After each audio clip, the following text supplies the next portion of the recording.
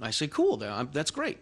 And then he says, well, I'm not going to tell my wife and kids that I have a gun in the house. And I say, oh, that's kind of crazy. I'm not going to tell you what to do, but that's kind of crazy, because if they don't know how to operate it, that's where they're going to get into some sort of an accident. That gun. Right. They're not going to know how to check and see if it's loaded or not. They're not going to know what a safe direction is. Number one, if they come across it, it might scare the heck out of them, not knowing where it came from. Right. That too. Yeah. And if a husband has, this is where the laws that we have here in Massachusetts. If a husband has a gun and his wife, and he has a license for it, but his wife doesn't have a license for it and she has access to it, then they're breaking the law. And I tell people in all the classes I do, I say, if the husband's got a license and the wife doesn't, but the wife can get to the gun, and God forbid there's some sort of a situation where she needs to use it, after all of the legal stuff is done, the state can come back and slap him with an improper storage fine, which means that he didn't keep it from his wife because she was an unauthorized person. And so if you're going to have a gun for protection at the house, everybody needs to have a license. Everybody needs to. They don't have to have a license. It's good if they do, but they certainly need to know how to be safe with it.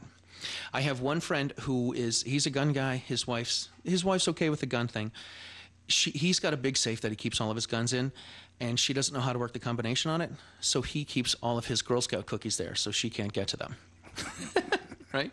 So he keeps the Girl Scout cookies nice and safe. But if she knew how to work this... Let me ask you a question. Sure. Let's say this fellow that you were talking to that said, I'm not telling my wife and kids. I'm just the gun. Would he keep that thing loaded? Because if he wants it for protection... he might be inclined to keep it loaded. He could. This is true. Now, in Massachusetts, it's not illegal to keep a loaded gun in your house, but it still has to be secure from unauthorized users. There is a company, and there's a number of companies that make safes that they're basically for home protection, and you can keep a loaded firearm in it. And there's some that have little finger grooves on the top of them. Punch in a little code, and the door pops open. Now, if it's going to be a home defense gun, then that would be okay to keep that in there because it's in use when it's defending your home. But it's also protected, and he knows the combination. Right. Some of the safes have the fingerprint readers, so on a biometric, I guess. Yeah. So they could read his fingerprint, and if somebody else tries to open it, it doesn't won't do it. Right. You got it. It won't work. And I tell people, if you're going to have a gun for home defense, then you should definitely get one of those. I say that your turkey hunting shotgun, if your house probably isn't going to get attacked by turkeys, that gun you don't have to leave loaded. Right.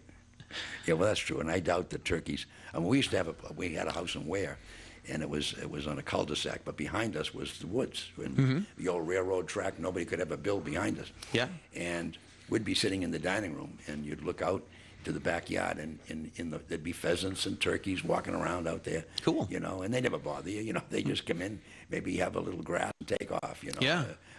Eat a daisy and gone. Cool. Whatever. But the thing is that it's interesting, and I'm delighted that you have the chance to come in and chat, because there's so many different licenses, levels of licenses, and you do teach these.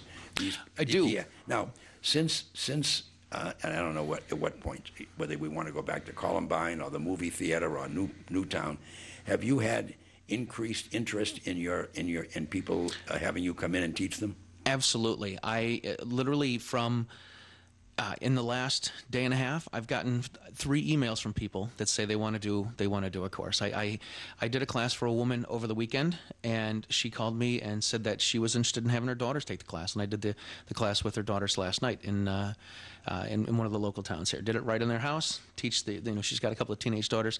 Teach them how to be safe with it. There's a lot of interest in it because with everything that's been going on recently, people are concerned about taking this right away, and they want to be able to exercise this right.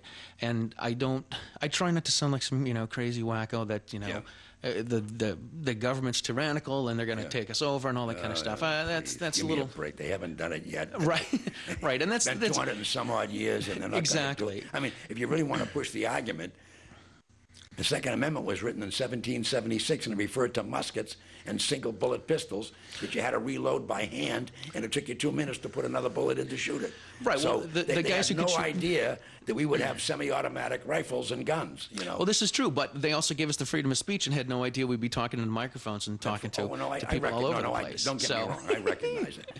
I recognize it. And those who think that the government's going to take away the Second Amendment, it just sounds good. It does. I think those people. I'm not going to say they're crazy, but they're. Well, it's a little sure. It might be a little off. Yeah. I don't think anything like that's going to happen, but I do want to be able to protect me and my kids and be able to protect us. And that's the main reason I got into this. I went to college to be a music teacher and a band director, and I wanted to be a rock star like everybody else. Exactly. Okay. And I spent years playing in a disco band and a Motown funk band and doing our gigs and opened up for some big people and, up and down the East Coast, and went to Aruba to play and been to Europe a couple times to play. So who'd you play with? I played with this band called Soul City. Okay. And what do you play? I'm a trombone player. Okay.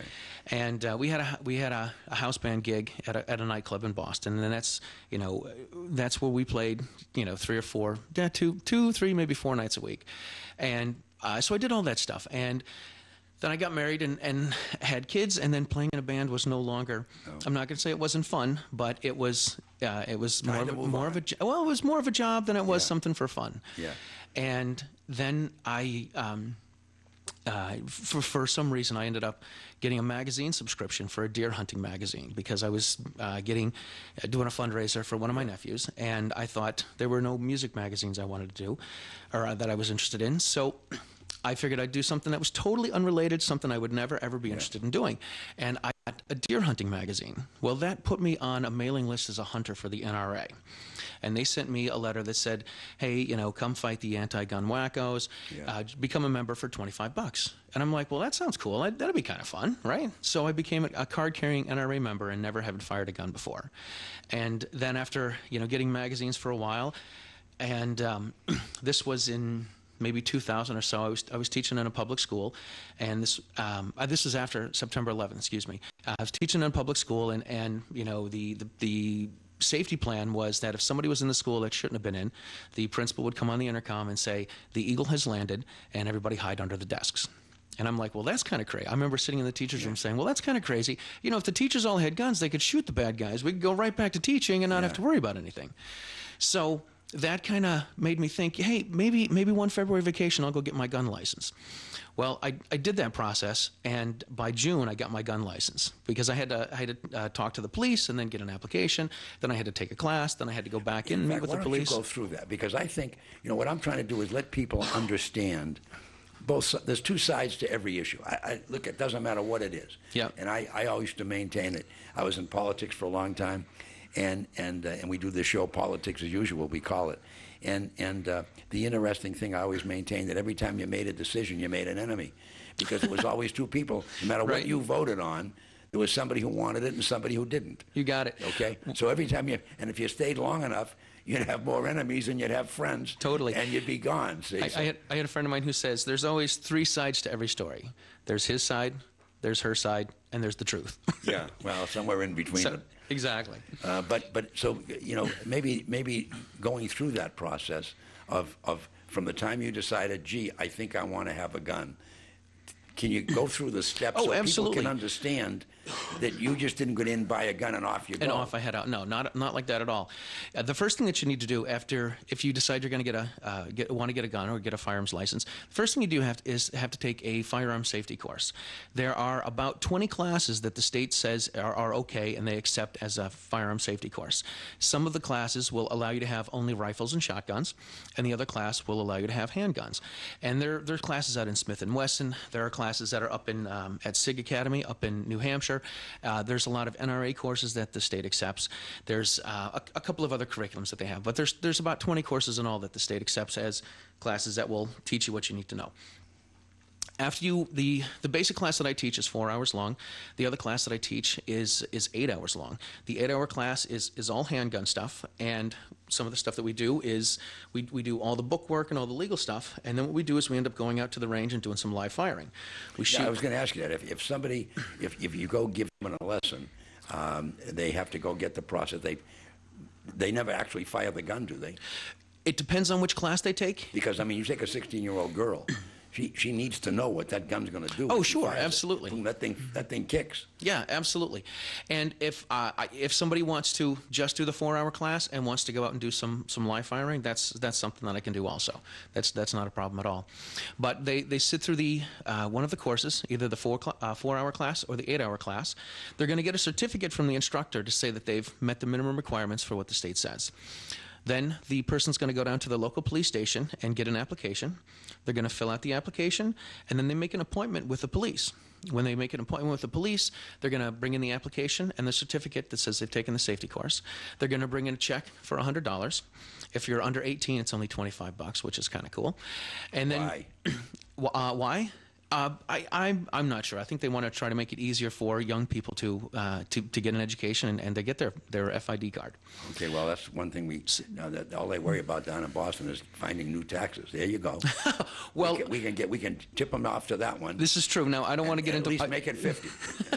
I don't want to get into political stuff, No. but when I first got my gun license 12 years ago, it was only $25 for the license, and then when Mitt Romney was in office, it went up to $100. And the license then, the $25 license was only good for 4 years, and so they increased it to $100 and then made the licenses good for 6 years. So anyway, you're going So the licenses have an ending date on them. Yes, they have an expiration date. Yeah. So they have to be renewed. They have to be renewed every 6 years. Now, do you have to take a course when you renew them? No, you don't. No. In other words, it's a money grab. It could be. Yeah. I don't work for the state, so don't quote me on that. But you have to renew them every 6 years. After you have your license, you've already been through a firearm safety course, and the chief of police will usually trust you. We have 351 towns in Massachusetts, and we have 351 interpretations of what a suitable person is. So if, out here in the central part of the state, it's easy to get Is that the law, a suitable person? Yeah, they have to be a suitable person in the eyes of the chief of police. I mean, if you wear a suit, you're all set. Well, I don't know. I tell people in classes, I tell people in classes if you have your neighbors over late in the summer and you could be drinking, the music could be loud, and the neighbors get called, then the chief of police might think you're an unsuitable person because it's loud, you're late, you're making noise, and so on and so forth. But I also tell people that if you live in a small town and the chief of police and you grew up in the same town and you used to beat him up when you were in junior high, he could still think you're an unsuitable person. So there's nothing in the state that says what a suitable person is. The police chief is the judge and jury. Pretty much, yeah. They determine who's a suitable person and who's not. Now, there is a process you can take if they run a check. Let's say they run a background check, and they do, and things pull up. Okay, maybe a drunken driving conviction or that would whatever. come up. That would absolutely come up. Yeah, they come up. Oh, absolutely. Yes, there are. You are not able. There's a list of things. I call my gun license my good guy card because there's a list of things that I haven't done which allow me to get the firearms license. And it's a felony conviction as a juvenile or a felony conviction as an adult, confined to a hospital or institution for mental illness. Oh my gosh, what else is there? Being past or current treatment for drug addiction or habitual drunkenness, having a misdemeanor punishable by more than 2 years. So that if a DUI popped up, he may not be willing to give you that license. Yes, this is true. If your DUI, I want to say if it's before May 27th, 1994, you can still get a license to have a Class A license, which allows you to have handguns, rifles, and shotguns. But if it was after then, you are forbidden from having a handgun. You can't get a Class A license. You can get an FID card and have what we call non-large capacity rifles and shotguns. You can have those after 5 years after everything is all done, the probation and sentencing and whatever. Then after 5 years after that, then you can get a license to get an FID card. Yes, there definitely are. Definitely. And that's what they'll pull up in the background check. Yep, it all comes up in a background check. Yeah. I've had a couple students that have had sealed files from when they were teenagers, and that came up.